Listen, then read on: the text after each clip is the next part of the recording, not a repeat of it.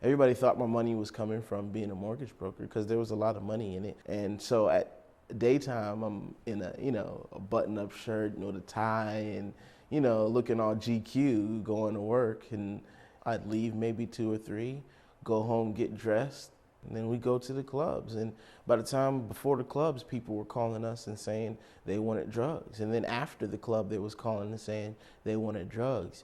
I thought I was going to be some kingpin drug dealer. I did 1 line of cocaine and got hooked. That's really when everything started going downhill. I thought I was going to be dead by the time I was 25, or that I was going to be in jail. And my mom, she called me. She was like, "You need to come back to church." And I'm like, "Why do I need to come back to church? There's nothing there for me." And she's like, "Well, you might find a nice woman." And I'm like, "Who?" She's like, "Madeline." I'm like, "What?" And so I start going back to church. And so I'm playing, and nobody really knows everything yet. He was partly honest, but I never really got the whole truth from him. He only gave me what I needed to know. So I'm going to church, playing the piano. I'm not singing at that time, really. I'm just playing. My brother and sister are leading worship. As soon as church gets out, I'm gone. That night, I'm back in the streets. Well, actually, the way my parents felt about me doing worship in church and this lifestyle, they told me, you go ahead and play. We're going to pray for you. We're going to keep on praying. Don't think that we condone it, And God told them that his deliverance is in his praise. And I'm thinking like, okay, y'all have no clue how deep I am. He hit it so well. I was really surprised because I'm like, you go to church every Sunday, play the keyboard. Nobody can tell that I'm on drugs. I was very good at hiding everything. You couldn't tell. I didn't know I married a drug dealer. I really didn't. One day I was just like, I'm gonna tell her. And I could see the devastation on her face.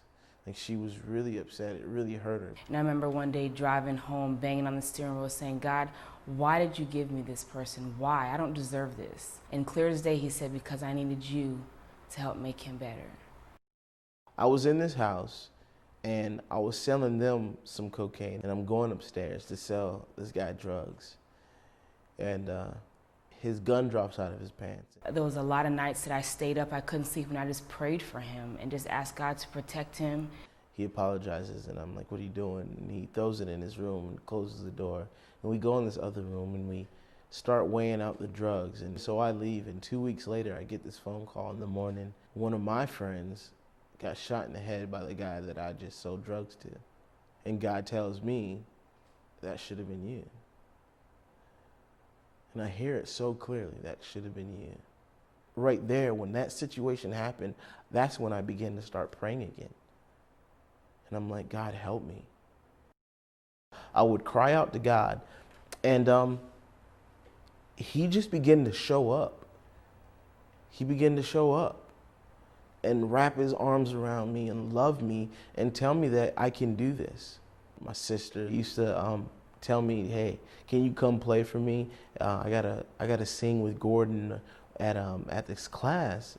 And so I would come out and I would play for her, and God would move, he'd move, and I would see the things that were going on, and I could feel the anointing. And sometimes I would just cry, like I could do nothing else but cry.